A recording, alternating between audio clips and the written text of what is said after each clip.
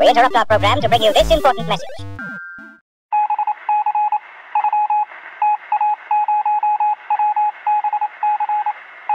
Okay, we're back from a quick pause, and now the people who want to watch can actually watch. So we're in July of 1990. We got some interesting things. We're going to lead off first segment talking about Die Hard 2. Yeah, Die Hard 2 is one of my favorite too out of the... Well then good, then we will talk about it. You will talk about it. Okay. In the middle segment, we're going to talk about the first appearance of Gambit in the Uncanny X-Men. And in our final segment, we are going to talk about the debut of, this is kind of a big deal.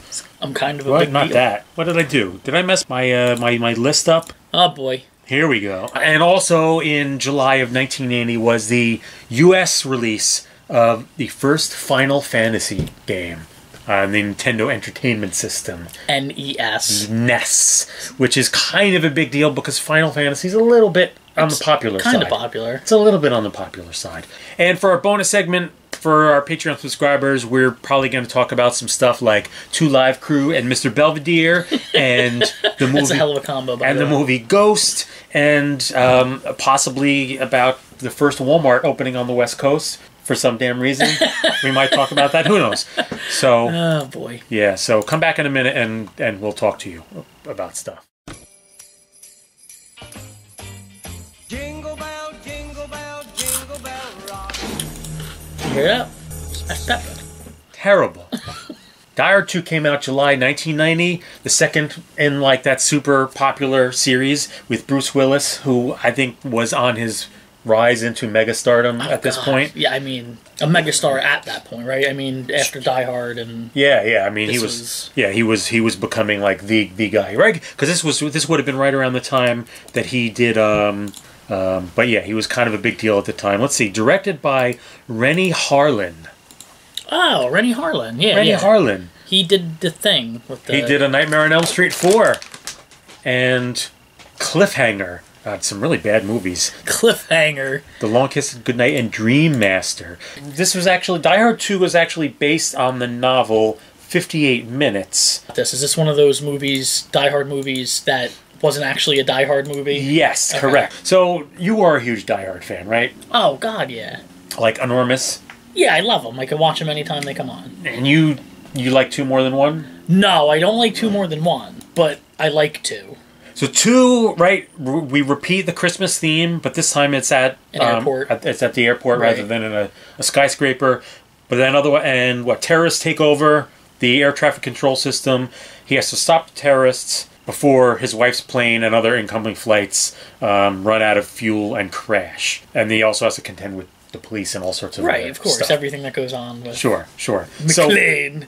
So, all right. So, give me like your Die Hard memories, your Die Hard thoughts. A lot of people kind of pan this one compared to the other one, the first one, which I understand. It's the first one. The first one was great, but I don't think a lot of people go back to the second one or even talk about the second one.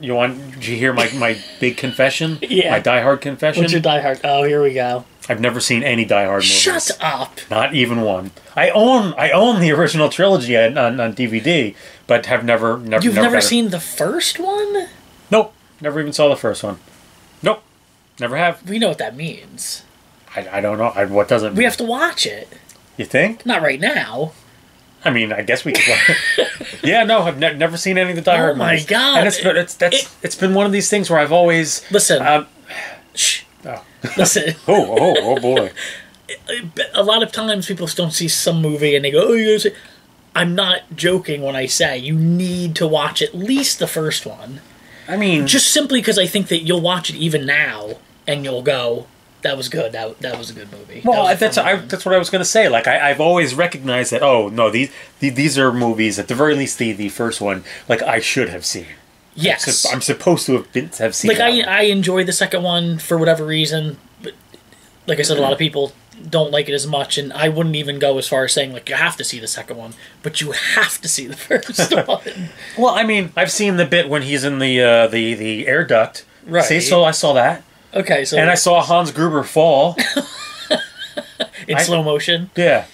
You know, there's a little bit of trivia where the director told him there was going to be a countdown to when he got dropped. And then he dropped him on 2 or something like that. Yeah, Snape, right? That's Snape. Yes. See, I think it's better that way. He's Snape. Yeah, no, yeah, never saw any Die Hard movies. So, Wow. So do you go back and watch this one? Like, No, this is two I enjoy watching, but I wouldn't watch, like, the first one I would pop in. If I was like, you know what, I'm going to watch it. It's around Christmas time, I'm going to watch it. Because Die Hard is a Christmas movie. No, I was just going to ask if you were one of those nincompoops who say Die Hard's a Christmas movie. I'm not saying it's a Christmas movie, like in the sense of, but Die Hard and Gremlins are. Gremlins is more of a Christmas movie than Die Hard is. It's Because Gremlins, like, has Santa hats and stuff. Right, but I think it's the vibe. I think it's just that, like, if I'm going to watch Die Hard, I don't think of watching it in the middle of July. Even though it came out in July. Okay. Okay, okay. I don't know why. For some reason, it just gives me that vibe. I like sitting on the couch when it's cold and Christmas is coming and watching Die Hard. For whatever reason. I don't know why. Baby, it's cold outside. Oh. Come on, he has the Christmas tape on his back when he pulls out the gun at the end. Oh. I don't know what you're talking about. Oh. You're like, oh, cool. What about this? What about that? I don't know. I know. I'm just, I know that Bruce Willis with hair is in it. Right. His hair is a big actor in it. I was a fan of Bruce Willis at the time too because I used to watch Moonlighting. Yeah, I love Moonlighting. Yeah, Moonlighting was terrific, and then he decided to become a movie star. Right, he but sold out. But he sold out. The TV people. Well, in between, let's not forget he did the Seagram's Golden Wine Cooler commercials. That's right. Yes, that's so right. He sold out before. That's right. Yeah, he did. Yeah, he did. Yeah, he ended up becoming a big star and. Yeah, but see, I think I'm a machine gun. Oh boy! Uh-oh. We have special guests who have popped in. You can Hello, you the guys internet. can roll in. It's where we're doing podcasts. Oh, are you? So It's just Eric likes to we look at were himself. just joined by my son and his friend Jenny. Hello. Hi. Hello. Yeah, we just popped in for a second to see how you guys what you're up to. Did you see Did- the did- Die Hard movies? I did. Okay, you saw all three, or well, I saw which is more the than first part of the second and all of the third. three, but did you know that there's a person in this room that has never seen any of them? I'm assuming There's it's. maybe two. Did you see? Ah! See? See? So it's 50-50, right? Unbelievable. Yeah, we're Unbelievable. Wait, okay. so which one of you hasn't seen Die Hard? Really? Yeah, I haven't seen any of them. We own them though. How have I seen Die Hard but you haven't? I don't know.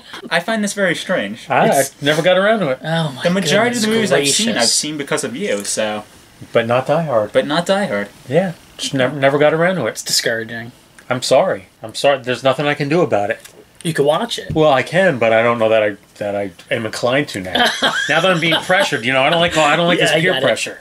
Now you almost don't want to watch That's it. right. Now it's going to be like a small rebellion. This is going to be me fighting against the man, fighting against the system by not watching it. I feel like now's a good time to bail out before this gets violent. It's just Looks like punches are going to be thrown soon. no. It's just I know people disagree with me on that, but whatever. Like all those terrible lines. Thanks, kids, for stopping by. Bye, guys. Always happy to. Enjoy. We will. It's a well done movie. They did a good job with it. The second one was all right, and then as it goes on, they are what they are. But it's worth seeing. All right. I'll take your word for it. I think if you watch it, you'll actually get a message. You'll be like, I can't believe I never saw that. Fair enough. I look, like I said, I've always intended to watch it. I've always recognized that it's like this void in my movie watching right. thing. So, Everybody has those things that like you've never seen Star Wars. Oh God, please! I've never seen Godfather. See, I find that more appalling than None. not having seen Not a single and that is being my ethnicity, you would think your ethnicity. my ethnicity. I find You would that think it was almost an obligation. I find that more appalling than not having seen Die Hard. Because look, I'm sure Die Hard is fantastic. Obviously, it's beloved for a reason. But ultimately, it's just another '80s action movie. A really good one, perhaps. Right. But it's just, it's Right, it's yes. not The Godfather. Right. You know what? We're going to be back in a minute to talk about what the hell are we talking about in the second segment? Oh, this was Die Hard too. Oh God. Well, we'll be back in a minute to talk a little X-Men comics. Oh, nice. So we'll be back.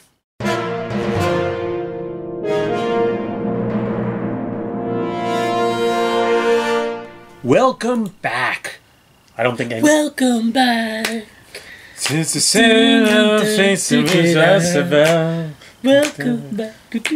So, in January of 1990, the Uncanny X-Men Annual Volume 1 was released. Art Adams did the cover, fantastic writer, artist. Of course, written by Chris Claremont, who is the X-Men writer. Okay. And was drawn by Arthur Adams, who is one of the great artists of all times, but he is super slow, so he's not done a lot of comics. It wasn't He's like the R.R. Martin of... Yeah, sort of. He's really, really slow. He especially at this time, he did this incredibly detailed art.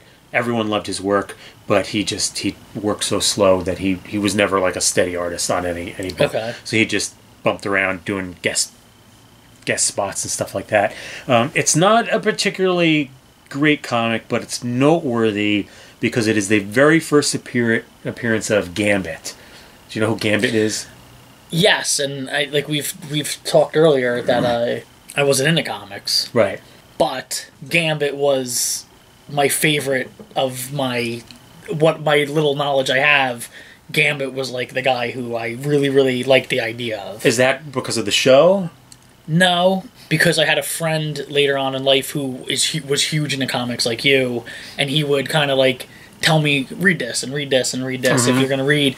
And Gambit just was one of the characters that I just thought that stood out to me. Right. Now for people who don't know, Gambit is like Remy LeBeau. Oh yeah, he's like French, right? Yeah, he all like New Orleans. You know, he's a Cajun. He's Cajun. Okay. And his whole power is that he can Creole. He can charge things with like I guess kinetic energy, and throw them, and they like blow up and stuff. So he would always use playing cards. So he's always got like decks of playing cards that he would charge up each card and sling them at people. And then he had that stick that he, I guess, beat people up with. I was disappointed when X-Men first came out, the first one. Like, he was a disappointment that he never popped in. He never showed up as a character. And as a comic book, not a comic book fan, I never understood why he seemed to get some sort of, like, no respect in the comic book world. He was in the first Wolverine movie. Okay, so, but that's pretty far off. But the movie completely sucked, so it doesn't, you know. Was he good? Was Gambit, whoever played Gambit, like... Yeah, he actually was. And but why didn't they ever... What was the thing with him that they kind of... What's the deal with Gambit? Is he not real popular in the comic book world?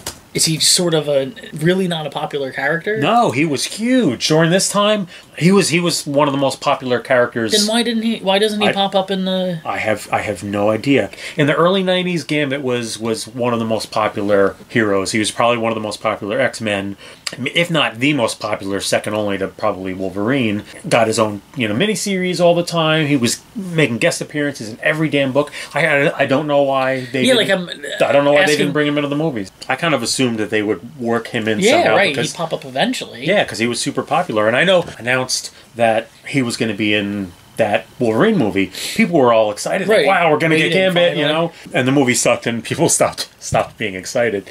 No, yeah, he was a big deal. The X-Men during this time were a big deal. The X-Men had been popular for a while. They sort of came into their own because the X-Men comics had been around since the 60s. Right. But were never particularly popular. They got canceled briefly during at one point. They were brought back as an all new, all different team with that's when they brought in the modern characters that everyone now knows. Wolverine and Colossus and Nightcrawler and all these guys. But prior to that, they were, I guess some people would say they were a little more boring, whatever.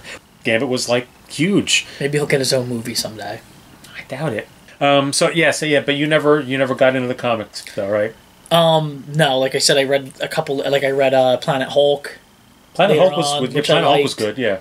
And Civil War. I read a good amount of Civil War. Civil War was crappy. Well, I wouldn't know, I guess, I don't have anything to compare it with. Yeah, I loved the movie. I thought the comics were very poorly conceived. And then, I loved the idea, but I didn't like the way. One of the big problems, they made this story that was in all the different comics all at once. It leaked into everything. So it was crossing over into all the different comics because they're jackasses who try to trick you into buying everything you possibly can. So the main Civil War comic, the main story itself, was disjointed. Right. Because you needed all the details to be... You had to be reading Amazing Spider-Man and Iron Man and this and To that. get all the information. Yeah. It's like a marketing tool. Yeah, I hate that. That's one of the things that drove me away from keeping up with comics. Or superhero comics Right. specifically. I still read and enjoy comics, but it doesn't tend to be like the mainstream superhero stuff because, I was going to say, out of any comics I've read, my favorite was Fables. Fables is terrific. Fables was its own little kind of thing, and it was easy to just read. And Oh yeah, stuff like that always tends to be my favorite, especially these days. Something that it's not only is it its own self-contained thing, but I like finite comics. I like a comic that has an end. Right, it's coming to an end. Right, and Fables was great and really well written, good stuff. There was from that same period when that was coming out, there was one called Y, the letter Y, The Last Man. One of these days we'll get you into some good comics. Yeah, that's fine with me. It's not that I don't like them. I just never. No, yeah, I understand. I was never influenced. By, you never. I didn't have a friend or anything, or my dad didn't. Yeah. Well, my dad read Spider-Man, but he didn't have him when I was a kid. So get some good ones in your hands one of these days. That's cool. Get some comic. You'll read some good comics. I'll read some or watch some Die Hard movies. and the world will be at peace. That's right. So, all right, come back after this break so we can talk about Final Fantasy. Final Fantasy. Kind of a big deal. We'll be back.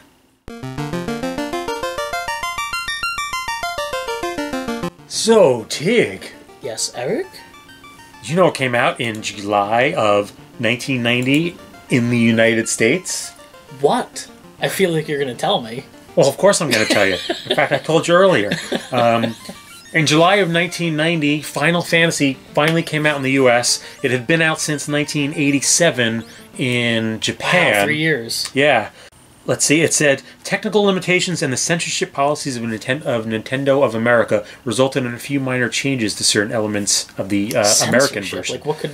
Blood, I guess? I don't remember. We'll see. But Final Fantasy is, of course, the first in the enormous Final Fantasy series, initially published by Square in '87. It's sort of very much that classic console-style RPG. This came out right around the same time, initially as a Dragon Warrior, aka Dragon Quest is the other name for that. I want to say it's known as Dragon Quest there and Dragon Warrior here. I think it's something like that. I've played Dragon Quest. Yeah. Here. Oh, then maybe that's something like that. That those two games, those two series, kind of popularized the console RPG, or that now we'll call them JRPGs, the Japanese role playing genre here on consoles. What do you have a weird look on your face for? Because I have a confession. Okay. You had a confession earlier. That's true. I have a confession. Uh-oh. It's my sweet secret. I've never played Final Fantasy. I don't think that's a huge confession. Well... But I mean, it's confession enough. Well, you were never a huge console gamer at that time. I don't think you were, right? When NES was out? Oh, yeah. Yes, you were. Yeah, of course you were. Oh, yeah. What am I talking about? What? But I played Dragon Quest. I love that. But I never actually, which is ironic too, because Final Fantasy, I don't know about the first ones, but it was like turn-based eventually. Yeah. And I love turn-based games. Yeah. But for some reason. That's what those initial Final Fantasies were. I don't know why. You never played any of them? Not a single one. Huh. And I don't know why. And the newest one just came out, and I was tempted to get it, but then I heard the newest one isn't turn-based, so... I don't think they are anymore. Yeah, it's just straight up like... Yeah, I think they slowly evolved into, I guess now they're kind of... It's action fighting, but they had these systems where it was like a timed battle system, so it was sort of turn-based, but not really. You had a timer that went down, and you had to... Yeah, they've gotten more quick convoluted over the years as people trying to, I guess keep them fresh or whatever. I stopped keeping up with the Final Fantasy games. I think the last one I played was 9. That's what I think. I think for me it was like I didn't play them in the beginning, and then I realized I was like, oh yeah, Final Fantasy. And remember the big thing with them was always like the graphics are so amazing. The graphics, right. Even though it was like, oh, but it's already at 7. I'm not going to jump into it now. But each one is self-contained. I know, but because I didn't play, I didn't realize. every Final Fantasy game is set in a different universe and a different world and a different setting, different characters. Like there's nothing that there's Easter eggs that sort of right, of course. run through the games, but they're not connected in any way. Are they? Is Dragon Quest like? Are they based? I'm assuming they're kind of the same. Yes, the early ones are. Yeah, they're. Oh, okay. So maybe I should start playing the older ones because I love Dragon Quest. If you liked the Dragon Quest games, you will definitely like. Excuse me, the early Final Fantasy games as well. I would actually suggest skipping the first one, and I don't know. The first Final Fantasy game was huge, and it kicked off this big deal series. But they didn't start really perfecting it till a couple in, I guess. Yeah, I don't know that I don't think that the first one was particularly good. What story was there? There's practically no story whatsoever. You just had these nameless kind of characters. I think, if I remember correctly, it had sort of an interesting like character class system. But yeah, it's all like just turn-based, menu-based sort of stuff. It was 4, 5, and 6 are all three of them are just absolutely fantastic. Okay. 6 in particular, of like the 8 and 16-bit era, 6 is probably widely considered like to be the pinnacle of how good they can be. And at that point, then like the stories got good, and they had really cool worlds and loads of stuff to do and see and explore. And yeah, they were good stuff. Yeah, if you like the Dragon Warrior games or the Dragon Quest games, then you should check them out. I didn't really know people who were playing the Final Fantasy games at that time. No, I don't. That's the thing. Like in '90. Yeah, no. On NES. And it's odd because I was a huge Phantasy Star fan because of course I was a Sega guy. Right. And so they got compared because they were both in the same genre. Right, of course. And the names kind of have that slight similarity. But none of my friends played the Final Fantasy games. So I didn't get around to playing the early Final Fantasy games until adulthood. I had gotten, I think like a lot of people, I started on Final Fantasy with 7. Okay. Which is you'd recognize the guy if you saw him. It's Cloud, and he's got like a purple jumpsuit and spiky yellow hair. I think it sounds like I'm describing like every character. I was going to say, yeah. That genre is very much, like I said, I feel like you're kind of on rails. I like open games, right? Where you're free to kind of explore and choose what you want to do and that kind of thing. And these games aren't about that. Right. Plus, it's really typical in JRPGs is that you always have to grind. You have to build up enough points to get to get to the next section. And you had the fighter, thief, black belt, red mage, white mage, and black mage, which was kind of interesting, especially the three different types of mages were each slightly different. All right, let's wrap this up. Come back in a couple minutes with some notes and stuff like that, so we can get into our bonus segment for the people. Sounds like a plan, Stan. All right, we'll be back. Goodies machine. Special for patrons of this drive-in. The machine turns out... Welcome back. I'm sitting here by myself. Tig is using the bathroom. He's just returning now. I figured I would just start without him, because why not? Why shouldn't I? He's trying to sneak up on me. Welcome back, Tig. I decided to start without you. That's fine. Fair. I was getting bored. I understand. It gets lonely in the attic. It's a little chilly. And yeah, it's getting chilly Isn't for it? a July day. and it's supposed to be like close to 70 tomorrow. Yeah. So I don't know. It was nice up here earlier. I gotta tell you, I think if as long as the audio isn't too crappy, because it's been a little bit sketchy in some of our early episodes. As long as the audio wasn't too crappy, I think we did okay this episode. Yeah. I think it helps that I did not put down far too much beer while recording. I will neither confirm nor deny that statement. Generally, thus far, we've been recording these in batches. So, we'll sit down for 3 to 4 hours and do our recording. And sometimes we've recorded YouTube material before. Oh, yeah. In fact, I think that's what we've tended to do. We would do a couple of YouTube episodes and then start into the podcast. Yeah. And by hour 6, that's a lot of beer. Yeah, it's a mess. It's a mess, and you can tell which episodes are happening at the end of at the end of our day. They're the more entertaining ones. I don't know if they're more entertaining. I think they're slightly on the more mortifying side. They're messy. Let's put it that way. Well, they're messy. Entertaining. This hasn't been messy.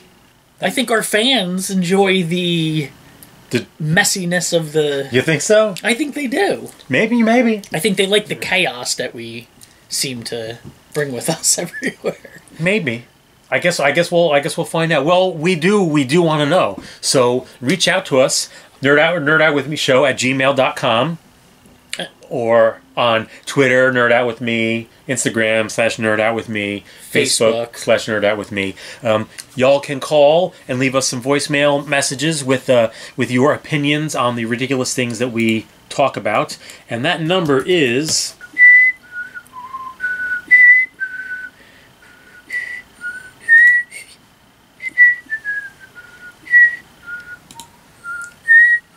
Call us at area code 732-497-8120. That is a United States number, of course. 732-497-8120. Leave us a voicemail. And let us know if you like us with more consumed beer or less consumed beer. And of course, you can complain about silly things that we've said. Oh, sure, complain all you want. Movies we haven't seen, blah blah blah blah blah. And all the mess ups we've had. Starting very soon, we are going to start featuring reader emails and voicemails in our final segment. It would be interesting to have people correct us. Oh boy, Tig, I don't know This what we got to work with, man. I don't know what I'm going to do with you. This is a mess. All right, I have been Eric, and I was Tig. Have a good night. Wait. Good night and good luck. Is that it? Yeah. And that's the rest of the story. And now you know the rest of the story. We interrupt our program to bring you this important message.